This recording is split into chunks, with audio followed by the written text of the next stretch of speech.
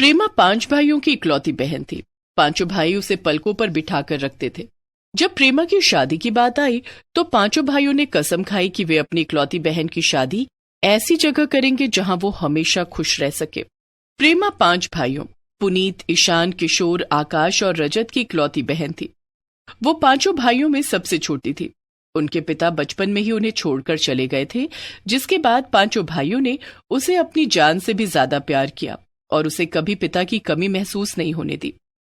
बचपन से ही उन्होंने प्रेमा को बड़े लाड प्यार में रखा था। उसकी हर जिद पूरी करते थे। भैया देखो ना, मुझे कॉलेज जाने में रोज लेट हो जाता है, बस कभी भी टाइम पर नहीं आती। बोल मेरी बहना, हम तेरे लिए क्या कर सकते हैं? भैया मुझे एक स्कूटी दिला दो ना, मैं उसी से रोज कॉलेज जाया करूंगी। ठीक है। दूसरे ही दिन घर के सामने प्रेमा की नई चमचमाती हुई स्कूटी खड़ी थी। एक दिन उनकी माँ ने उनसे कहा, बेटे तुम पांचों भाइयों से मुझे कुछ कहना है। बोलो माँ, तुम्हें क्या कहना है? बेटे तुम्हारे पिता तो रहे नहीं। प्रेमा की कॉलेज की पढ़ाई पूरी होने वाली है। अब उसकी शादी के लिए कोई अच्छा सा लड़का देखना शुरू कर दो। माँ, हमारे होते हुए आपको चिंता करने की जरूरत नहीं है। हमारी बहन लाखों में एक है। हम उसके लिए करोड़ों में एक लड़का ढूंढ कर लाएंगे और उसकी शादी बड़े धूमधाम से करेंगे। आखिर हम पांचों प्रेमा के लिए तो इतनी मेहनत कर रहे हैं। तुम देखना माँ, हमारी बहन प्रेमा शादी के बाद बहुत खुश रहेगी। हम उसकी शादी ऐसे लड़के से करेंगे जो उसे कभी किसी चीज की कमी नहीं होने देगा। जुग जुग जियो मेरे बच्चों, मुझे तुम लोगों से यही उम्मीद थी। प्रेमा के पांचों भाई अच्छी नौकरी करते थे। अब पांचों प्रेमा की शादी के लिए लड़के की तलाश करने लगते हैं, लेकिन उन्हें नहीं पता था कि प्रेमा अपने साथ पढ़ने वाले तरुण से प्यार करती है। दोनों कॉलेज में सारा वक्त एक दूसरे के साथ बिताते। प्रेमा तरुण के बारे में ज्यादा कुछ नहीं जानती थी, सिवाय इसके कि वो उससे बहुत प्यार करती है। प्रेमा और तरुण एक दूसरे के साथ जीने मरने की कस्में खाया करते। प्रेमा, तुम्हें पक्का यकीन है कि तुम्हारे पांचों भाई हमारी शादी के लिए राजी हो जाएंगे? हाँ तरुण, बचपन से आज तक मेरे पांचों भाइयों ने मेरी हर बात मानी है। वे हमारी शादी के लिए कभी मना नहीं करेंगे, लेकिन पहले हमें अपनी पढ़ाई पूरी होने का इंतजार करना होगा। ठीक है प्रेमा। इधर प्रेमा के पांचों भाई उसके लिए लड़का देखने लगे। एक शाम पांचों भाई और उनकी माँ चाय पी रहे थे। पुनीत बेटा, तुम लोगों ने प्रेमा के लिए कोई लड़का देखा क्या? हाँ माँ, मेरे ऑफिस में एक लड़का काम करता है। उसका नाम विनीत है। विनीत बड़ा ईमानदार और मेहनती लड़का है। हमारी बहन के लिए वो बिल्कुल ठीक रहेगा। नहीं भैया, मैंने मैट्रिमोनियल साइट पर प्रेमा के लिए एक लड़का देखा है। वो गुजरात में कपड़े का बड़ा व्यापारी है और बहुत पैसे वाला है। हमारी प्रेमा को शादी के बाद सारे ऐशो आराम देगा। उसके घर में कई नौकर चाकर हैं। प्रेमा को ससुराल में कोई काम भी नहीं करना पड़ेगा। नहीं, प्रेमा के लिए मैंने एक इंजीनियर लड़का देखा है। वो मेरे दोस्त कुशल का छोटा भाई है और विदेश में सेटल्ड है। हमारी प्रेमा भी शादी के बाद विदेश जाएगी और रानी बनकर रहेगी। नहीं, हमारी प्रेमा के लिए सरकारी जॉब वाला लड़का सबसे अच्छा रहेगा। तूने सरकारी जॉब वाला कोई लड़का देखा है क्या? हाँ माँ, मैंने प्रेमा के लिए एक लड़का देखा है जो एक सरकारी अधिकारी है। उसके पास पावर है, रुतबा है। उसके आगे पीछे लोग घूमते हैं, लाखों में सैलरी है और रिटायरमेंट के बाद पेंशन अलग से। हमारी प्रेमा की लाइफ सिक्योर हो जाएगी। मेरे ख्याल से हमारी बहन को ऐसा दूल्हा चाहिए जो उसे सारी जिंदगी प्यार दे। पैसा तो आता जाता रहेगा, लेकिन लड़का प्यार करने वाला होगा तो हमारी प्रेमा को सारी जिंदगी खुश रखेगा। मेरे दोस्त प्रेम और प्रेमा की जोड़ी सबसे अच्छी रहेगी। लेकिन मुझे तो सरकारी नौकरी वाला लड़का पसंद है। तुम्हारे पिताजी की सरकारी नौकरी थी, तभी तो उनके जाने के बाद मैं तुम लोगों को पढ़ा पाई। उनकी मृत्यु के बाद मुझे जो पेंशन मिलती थी उसी से हम सबका गुजारा अच्छे से चल गया, नहीं तो अब तक हम लोग सड़क पर आ जाते। संजुला की बात से पांचों भाई सहमत हो गए। तुम ठीक कह रही हो माँ, पिताजी की सरकारी नौकरी ने ही हमें बचाए रखा। हमारी प्रेमा के लिए सरकारी नौकरी वाला लड़का ही ठीक रहेगा। हम पांचों भाई कल ही उसके घर जाकर प्रेमा का रिश्ता तय कर देंगे। लेकिन भैया, पहले प्रेमा की पढ़ाई तो पूरी हो जाने दो। रजत, हम लड़के वालों से प्रेमा की पढ़ाई के बारे में बात कर लेंगे कि वो शादी के बाद भी हमारी बहन को आगे पढ़ाएंगे। अब कॉलेज की पढ़ाई पूरी होने तक हम नहीं रुक सकते। इतना अच्छा लड़का हाथ से निकल गया तो फिर क्या पता मिले या ना मिले। ठीक है भैया, जैसा आप कहें। इधर प्रेमा अपने कमरे में बैठी सारे भाइयों की बातें सुन रही थी। ये क्या, मेरे सभी भाई मेरी शादी इतनी जल्दी करवाने पर तुले हैं। अभी तो तरुण ने पढ़ाई भी पूरी नहीं की, उसके बाद वो जॉब की तलाश करेगा। क्या मुझे किसी और से शादी करनी पड़ेगी? नहीं नहीं नहीं नहीं नहीं, मैं तरुण के अलावा किसी और से शादी नहीं कर सकती। प्रेमा परेशान हो जाती है। दूसरे दिन जब वो कॉलेज जाती है तो तरुण को सारी बात बताती है। अब हम क्या करेंगे प्रेमा? तुम चिंता मत करो, मैं आज ही अपने भाइयों से हमारे बारे में बात करूंगी। ठीक है प्रेमा। उस दिन कॉलेज से घर लौटने के बाद प्रेमा अपने 5 भाइयों के पास जाती है। भैया, मुझे आप लोगों से कुछ बात करनी है। पहले तो ये मिठाई खा। ये मिठाई किस खुशी में है? पहले खा ले फिर बताएंगे। इतना कहकर पुनीत ने प्रेमा के मुंह में एक लड्डू डाल दिया। लड्डू खाने के बाद, अब तो बता दो ये लड्डू किस खुशी में बांटे जा रहे हैं? तेरी शादी होने वाली है। क्या? इतना हैरान होने वाली क्या बात है? तेरी शादी तो होनी थी। हमने तेरे लिए सरकारी नौकरी वाला लड़का ढूंढा है। तू पूरी जिंदगी टेंशन फ्री रहेगी। अगले महीने की 21 तारीख को तेरी शादी है। अब तू बता, तुझे हमसे क्या बात करनी है? वो मैं ये कह रही थी कि मैं एक लड़के से बहुत प्यार करती हूँ और उसी से शादी करना चाहती हूँ। प्रेमा की बात सुनते ही उसके 5 भाई सकते में आ जाते हैं। क्या? कौन है वो लड़का? भैया, उसका नाम तरुण है और वो मेरे साथ कॉलेज में पढ़ता है। तेरे साथ पढ़ता है? इसका मतलब अभी वो अपनी पढ़ाई पूरी करेगा फिर नौकरी की तलाश करेगा। ना जाने उसे नौकरी कब मिलेगी, मिलेगी भी या नहीं मिलेगी। ना जाने हमें कितने दिन इंतजार करना पड़ेगा कि उसकी नौकरी लग जाए। अगर नौकरी लग भी जाएगी तो पता नहीं कितनी सैलरी मिलेगी। अगर उसे कम सैलरी मिली तो वो तुझे खुश नहीं रख पाएगा। तू एक एक चीज को तरसेगी जो तुझे हमने तेरी डिमांड पर फौरन ला कर दिया है। लेकिन भैया, मैं उस लड़की के साथ हर हाल में खुश रह लूंगी। देख प्रेमा, ये बातें सिर्फ कहने सुनने में अच्छी लगती हैं। हम तेरे भाई हैं, तेरा बुरा कभी नहीं चाहेंगे। हम हमेशा यही चाहेंगे कि तू सदा खुश रहे।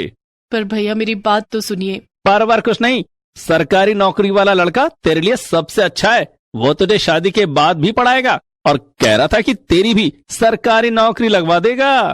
प्रेमा ने देखा कि उसके 5 भाई जो अब तक उसकी हर जिद पूरी करते आए थे, शादी की बात पर उसकी एक नहीं सुन रहे थे। वो मायूस होकर वहां से चली जाती है।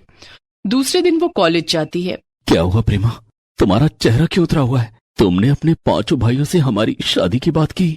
हाँ की, लेकिन वे नहीं मान रहे हैं। उन्होंने तो मेरी शादी कहीं और तय कर दी है। अगले महीने की 21 तारीख को मेरी शादी होने वाली है। क्या? इतनी जल्दी? इतनी जल्दी हम क्या कर सकते हैं?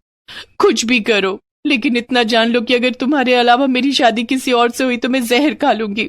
नहीं प्रेमा, ऐसा मत कहो। तुम्हें कुछ हो गया तो मैं अपनी जान दे दूंगा। प्रेमा और तरुण काफी सोचते हैं। तुम तो कहती हो ना कि तुम्हारे 5 भाई तुम्हारी कोई बात नहीं टालते हैं, हर बात मानते हैं। हाँ, तो तुम कहना क्या चाहते हो? लेकिन कुछ नहीं, अब यही रास्ता बचा है। ठीक है। इधर प्रेमा के 5 भाई उसकी शादी की तैयारियों में जुट गए थे। उधर कुछ दिन बाद ही प्रेमा जब शाम को कॉलेज के बाद घर नहीं लौटी। आज बहुत देर हो गई, प्रेमा अब तक घर नहीं आई। हाँ भैया, प्रेमा को अब तक घर आ जाना चाहिए। कहीं वो किसी मुसीबत में तो नहीं फंस गई। मैं उसके कॉलेज जाकर पता करता हूँ। किशोर घर से निकलने वाला था कि प्रेमा दरवाजे पर खड़ी दिखी। उसके गले में वरमाला थी। उसके साथ तरुण भी था। ये सब क्या है प्रेमा? तुम इतनी देर कहाँ थी? और ये लड़का कौन है? भैया, ये तरुण है जिसके बारे में मैंने आप लोगों को बताया था। हम दोनों ने शादी कर ली है। तभी वहां संजुला आती है। क्या कहा? तरुण? हाँ माँ, ये तरुण है। संजुला तरुण से कहती है, कहीं तुम राम सागर जी के बेटे तो नहीं? जी, आपने सही कहा। मेरे पिताजी का नाम राम सागर ही है। लेकिन आप उन्हें कैसे जानती हैं? तुम्हारे पिताजी अक्सर कहा करते थे कि अपने बेटे की शादी तुम्हारी बेटी से करूंगा, लेकिन उससे पहले प्रेमा के पिता इस दुनिया से चले गए। आज उन दोनों दोस्तों की दोस्ती रिश्तेदारी में बदल गई। संजुला की बात सुनते ही प्रेमा के 5 भाइयों ने खुशी खुशी प्रेमा और तरुण की शादी को स्वीकार कर लिया।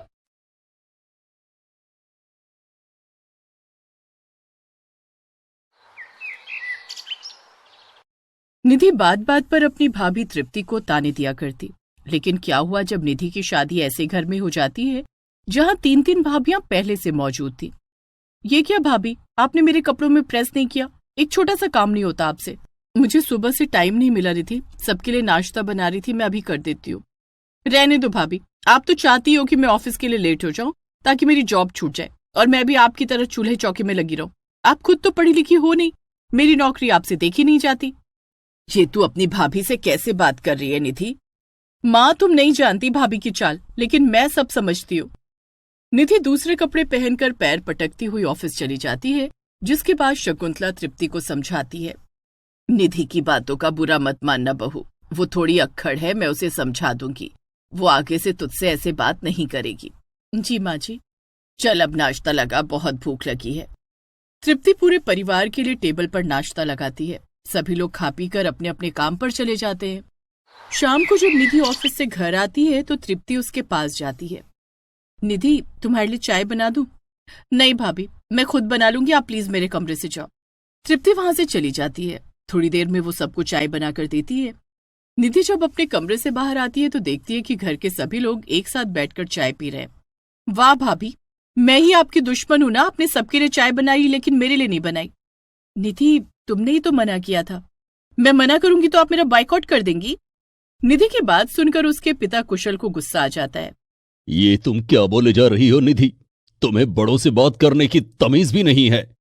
पापा, आप लोगों ने ना भाभी को सिर पर चढ़ा रखा है, उनकी गलती पर मुझे डांट रहे हैं। निधि अपने कमरे में चली जाती है। क्या होगा इस लड़की का? इसे कब बड़ों से बात करने की तमीज आएगी? इसकी शादी करा दीजिए, अपने आप बड़ों की इज्जत करना सीख जाएगी। तुम ठीक कह रही हो शकुंतला। वैसे भी निधि की शादी की उम्र हो गई है। कुशल निधि के लिए लड़का तलाशना शुरू कर देता है। कुछ दिन बाद कुशल को एक लड़के के बारे में पता चलता है जिसका खानदानी बिजनेस होता है। लड़के वाले निधि को देखने आते हैं और रिश्ता पक्का हो जाता है। 2 महीने बाद उस लड़के से निधि की शादी हो जाती है। शादी के बाद जब निधि ससुराल आती है तो वो देखती है कि वहां उसकी 3 भाभियां हैं।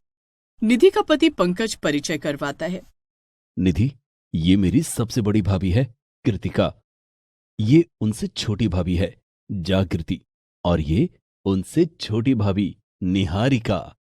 निधि मन ही मन सोचती है, बाप रे, 3 भाभियां, तीनों मुझसे बड़ी हैं। मतलब मुझे इन तीनों की बात माननी पड़ेगी। क्या सोच रही हो निधि?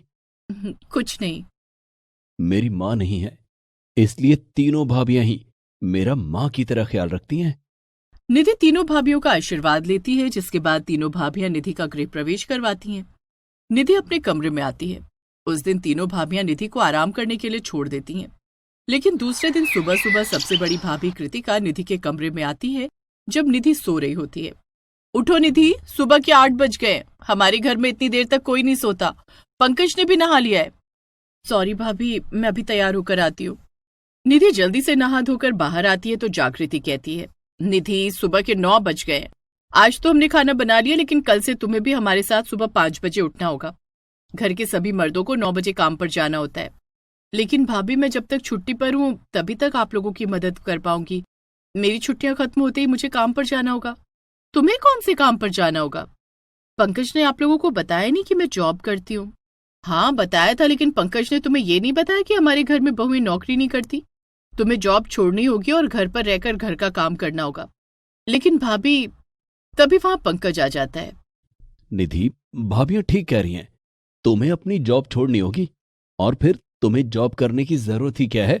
घर में किसी चीज की कोई कमी तो नहीं है। ठीक है निधि, हम तीनों ने मिलकर खाना बना दिया है। अब तुम बर्तन धोकर किचन की सफाई कर लो, उसके बाद घर की सफाई कर लेना। निधि की तीनों भाभियां अपने अपने कमरे में चली जाती हैं। यहाँ बर्तन धोने पड़ेंगे और घर में झाड़ू पोछा भी लगाना पड़ेगा। मायके में तो सारे काम भाभी करती थी, मैंने ये सब कभी नहीं किया, अब कैसे करूंगी?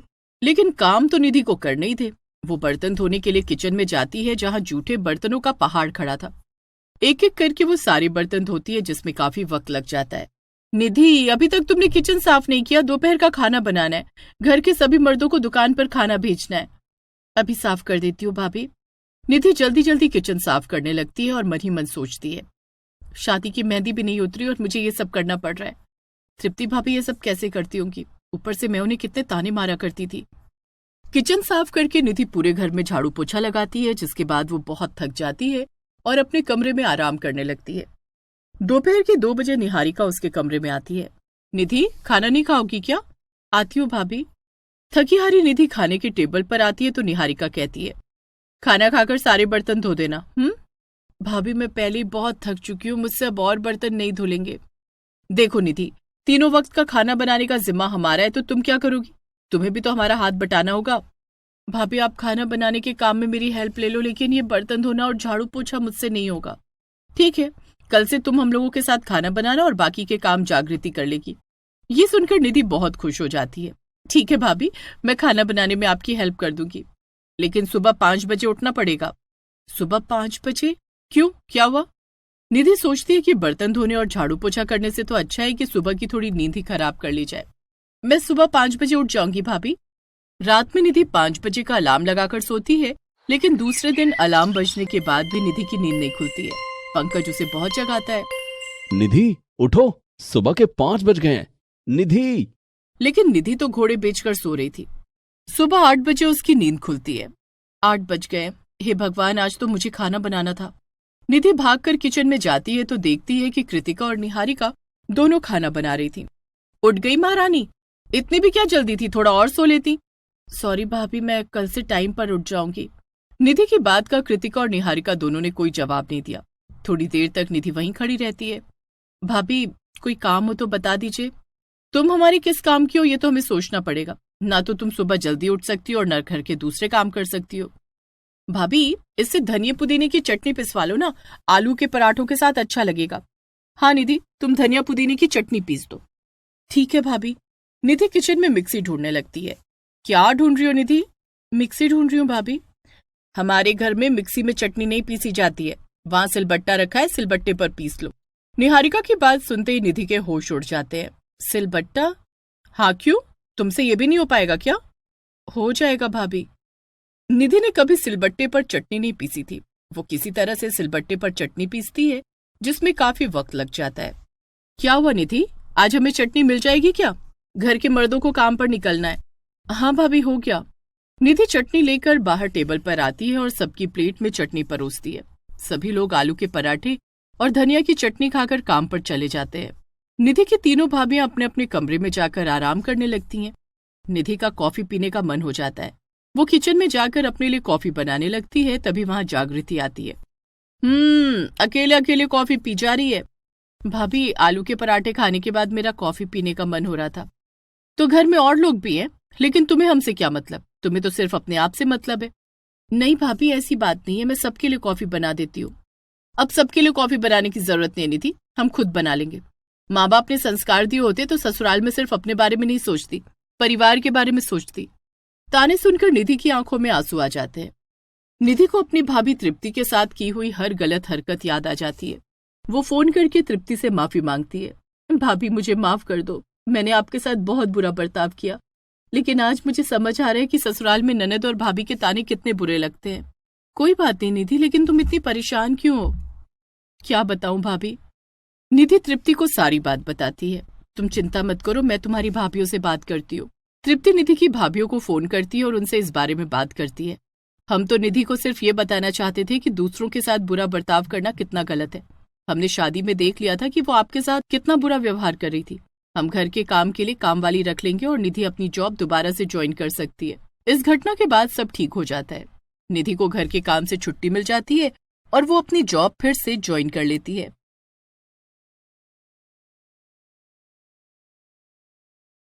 जया ने बचपन से लेकर जवानी तक बड़ी मुश्किलों भरे दिन गुजारे थे।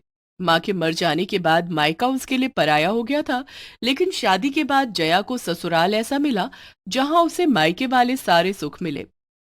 जया 10 साल की थी तब उसकी माँ की मौत हो गई थी। घर में दादा दादी और पिता थे, लेकिन जया को कोई पसंद नहीं करता था। जया अपने घर वालों का प्यार पाने के लिए तरस गई थी। हमने तो सोचा था कि पोता होगा, लेकिन पोती देकर इसे हमारे भरोसे छोड़ गई। अब हम इस लड़की का क्या करेंगे? ये हमारे खानदान का नाम थोड़े ही रोशन करेगी।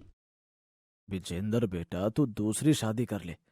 कम से कम हम मरने से पहले पोते का मुंह तो देख लें। कैलाशी और विनोद के कहने पर जया के पिता ने दूसरी शादी कर ली। सौतेली माँ के आते ही जया के दुख भरे दिन शुरू हो गए। दादा दादी तो पहले ही नापसंद करते थे, पिता ने भी मुंह मोड़ लिया था। सौतेली माँ की पूछ घर में उस समय और बढ़ गई जब उन्होंने एक बेटे को जन्म दिया। 10 साल की जया को अपनी सौतेली माँ की तीमारदारी करने में लगा दिया गया।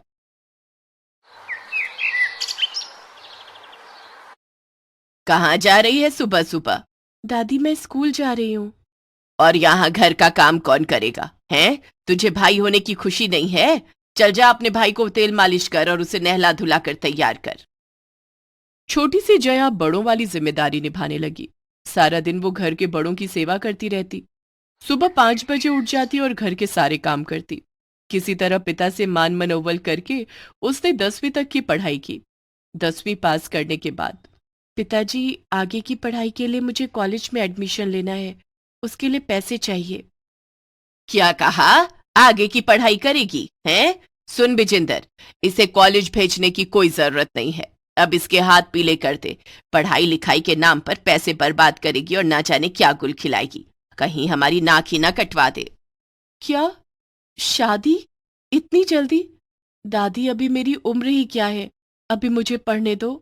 जया ने अपने पिता से काफी मिन्नतें की, जिसके बाद विजेंदर ने उसे आगे पढ़ने की इजाजत दे दी। लेकिन वो इजाजत भी सिर्फ कहने के लिए थी। जया को अपने कॉलेज की फीस खुद जुटानी पड़ती थी, जिसके लिए वो छोटे बच्चों को ट्यूशन पढ़ाने लगी। एक दिन, जया कहाँ जा रही है? माँ, बच्चों को ट्यूशन पढ़ाने जा रही हूँ। अच्छा, ट्यूशन पढ़ाना तो सिर्फ बहाना है। असल में तुम्हें घर का काम करने से छुटकारा चाहिए, लेकिन मैं ऐसा होने नहीं दूंगी। कल को तेरी शादी होगी तो ससुराल वाले कहेंगे कि माता पिता ने कुछ नहीं सिखाया। चल, पहले घर के सारे काम निपटा, उसके बाद ट्यूशन पढ़ाने जाना। लेकिन माँ, अगर मैं समय पर ट्यूशन पढ़ाने नहीं गई तो मेरा ये काम मुझसे छूट जाएगा। फिर कॉलेज की फीस भरने के लिए पैसे कहाँ से लाऊंगी? पिताजी तो मुझे पैसे देते नहीं है। कॉलेज की पढ़ाई करके तुझे कौन सा कलेक्टर बनना है? हाँ, आखिर शादी के बाद तुझे ससुराल का कामकाज ही तो संभालना है। माँ, मैं ट्यूशन से आकर घर का सारा काम कर दूंगी, अभी मुझे जाने दो। इतना कहकर जया ट्यूशन पढ़ाने चली गई। सुनीता गुस्से में आग बबूला हो रही थी। बहुत पढ़ निकल गए हैं, आज इसने मेरी बात नहीं मानी। आने दो इसके बापू को, आज ही इसका घर से निकलना बंद करवाती हूं। जया जहां ट्यूशन पढ़ाती थी वहां कई बच्चे थे। उनमें से एक बच्ची थी गुड़िया। जया गुड़िया के घर ट्यूशन पढ़ाने जाया करती थी और बाकी बच्चे भी वहीं आया करते थे। गुड़िया के घर जया का रोज का आना जाना था। गुड़िया के घर वाले जया को बहुत पसंद करते थे। जया को तो पता भी नहीं था कि गुड़िया के घर वाले गुड़िया के चाचा रवि से उसकी शादी करवाना चाहते थे। उस दिन जब जया ट्यूशन पढ़ाकर घर लौटी तो उसके पिता विजेंदर उसका इंतजार कर रहे थे। सौतेली माँ सुनीता ने विजेंदर को जया के खिलाफ काफी भड़का दिया था। आ गई तू? कहाँ गई थी? पिताजी, मैं बच्चों को ट्यूशन पढ़ाने गई थी। अपनी माँ के मना करने के बाद भी तू ट्यूशन पढ़ाने गई? पिताजी, कॉलेज की फीस भरनी है, इसके लिए पैसे चाहिए, इसलिए मैं ट्यूशन पढ़ाना नहीं छोड़ सकती। तो आज मैं तेरी फीस की टेंशन दूर कर देता हूं। क्या पिताजी, आप मुझे फीस के लिए पैसे देंगे? नहीं, ना तू कॉलेज जाएगी और ना ही होगी फीस की टेंशन। नहीं पिताजी, ऐसा मत कहिए। विजेंदर ने जया का हाथ पकड़कर उसे उसके कमरे में ले जाकर पटक दिया और बाहर से दरवाजा बंद कर दिया। कान खोल कर सुन ले जया, कल तुझे देखने के लिए लड़के वाले आ रहे हैं। अब तो इस कमरे से तभी बाहर कदम रखेगी, अब इस घर से तेरी डोली ही उठेगी। जया रात भर रोती रही और अपनी माँ को याद करती रही। माँ, तुम मुझे छोड़कर क्यों चली गई? मुझे भी अपने साथ क्यों नहीं ले गई? पिताजी तो मेरी एक नहीं सुनते, घर में कोई मुझे प्यार नहीं करता। जया रोते रोते सो गई। किसी ने उसे खाने के लिए भी नहीं पूछा। दूसरे दिन सुनीता ने जया के कमरे का दरवाजा खोला और उससे कहा, जया, लड़के वाले आते ही होंगे, तू जल्दी से तैयार हो जा। जया समझ गई थी कि अब उसकी सुनने वाला कोई नहीं है। वो नहा धोकर तैयार हो जाती है। कुछ देर के बाद लड़के वाले आ जाते हैं। जया जब लड़के वालों के सामने आई तो हैरान रह गई। लड़के वाले कोई और नहीं बल्कि उसके स्टूडेंट गुड़िया के माता पिता थे, जो गुड़िया के चाचा रवि के लिए जया का हाथ मांगने आए थे। लड़के वालों ने जया को पसंद कर लिया। जया को भी गुड़िया के परिवार वाले बहुत पसंद थे, इसलिए जया ने खुशी खुशी शादी के लिए हाँ कह दिया। कुछ दिनों के बाद जया की शादी रवि के साथ हो जाती है। शादी के दूसरे दिन जया सुबह 5 बजे उठ जाती है। अरे जया, इतनी सुबह क्यों उठ गई? अभी तो सुबह के 5 बजे हैं। भाभी, घर का काम भी तो करना होगा ना, सबके लिए चाय नाश्ता बनाना होगा। जया, यहाँ सब लोग सुबह 8 बजे उठते हैं और चाय नाश्ता उसके बाद ही होता है। और घर की साफ सफाई? उसके लिए हमने काम वाली रखी हुई है। तुम जाओ, जाकर सो जाओ। जया मन ही मन सोचती है, मेरा ससुराल मेरे मायके से कितना अच्छा है। यहाँ सब लोग सुबह 8 बजे सोकर उठते हैं। मायके में तो मुझे सुबह 5 बजे उठना पड़ता था और घर के सारे काम करने पड़ते थे। यहाँ तो घर का काम भी नहीं करना पड़ेगा। जया फिर से सो जाती है। जब वो सुबह 8 बजे उठती है तो देखती है कि रवि एक ट्रे में उसके लिए बेड टी लेकर आता है। अरे, आपने चाय क्यों बनाई? मुझे उठा देते, मैं सबके लिए चाय बना देती। जया, ये चाय मैंने नहीं बनाई, बल्कि पिताजी ने बनाई है। हमेशा से सुबह की चाय पिताजी ही बनाते आए हैं। वही सबके लिए चाय बनाते हैं। क्या? पिताजी ने चाय बनाई है? मैंने तो हमेशा अपने घर में सबको चाय बनाकर पिलाई है। आज पहली बार किसी ने मुझे चाय बनाकर पिलाई है। हमें सब मालूम है जया। तुम जब यहां गुड़िया को पढ़ाने आती थी, तभी तुम्हारे हाव भाव देखकर हम समझ गए थे कि तुम अपने मायके में खुश नहीं हो। और सच पूछो तो मैं मन ही मन तुम्हें प्यार करने लगा था। इसलिए हमने फैसला किया कि तुम्हें इस घर में लेकर आएंगे। अच्छा, जल्दी से चाय पीकर तैयार हो जाओ। माँ ने तुम्हें रसोई में बुलाया है। जया चाय पीकर नहा धोकर रसोई में जाती है। जया बहू, आज तेरी पहली रसोई है। खीर और पूरी बना ले। जी माँ जी। जया सबके लिए खीर, पूरी और पनीर की सब्जी बनाती है और सबके लिए नाश्ता लगाती है। सब लोग मिलकर नाश्ता करते हैं। वाह, बहुत ही स्वादिष्ट खीर बनाई है जया बहू ने। और पनीर की सब्जी तो लाजवाब है। जया बहू की पहली रसोई के लिए इनाम तो बनता है, और इनाम भी जया बहू की पसंद का होना चाहिए। बोलो बहू, तुझे इनाम में क्या चाहिए?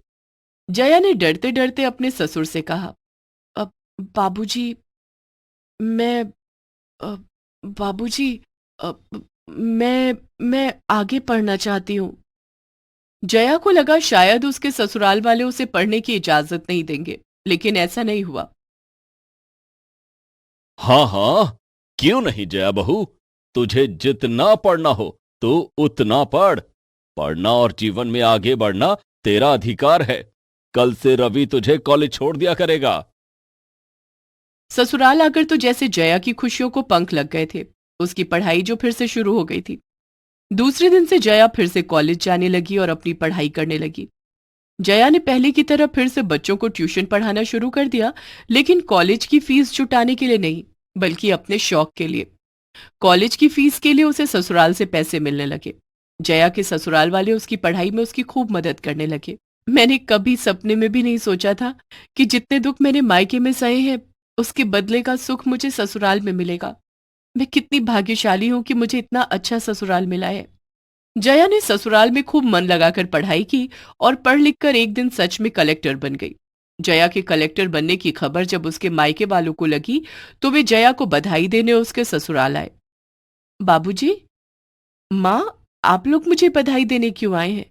आप लोगों ने तो मेरी पढ़ाई छुड़वा दी थी। आप लोग नहीं चाहते थे कि मैं पढ़ाई करूं। मुझे कौन सा कलेक्टर बनना था? यही कहा था ना माँ आपने। लेकिन आज मैं सचमुच में कलेक्टर बन गई, और ये सब सिर्फ मेरे ससुराल वालों की वजह से हुआ है। इनके सहयोग से ही मैं आगे पढ़ पाई और कलेक्टर बन पाई हूँ। आज एक बहू ने पढ़ लिख कर अपने ससुराल का नाम रोशन किया है। अगर आप लोगों ने मेरी सहायता की होती तो शायद एक बेटी अपने माता पिता का नाम रोशन करती। मैं बहुत खुश नसीब हूँ कि मुझे ऐसा ससुराल मिला जो मेरे मायके से भी अच्छा है। जया के माता पिता अपना उतरा हुआ चेहरा लेकर वहां से चले गए।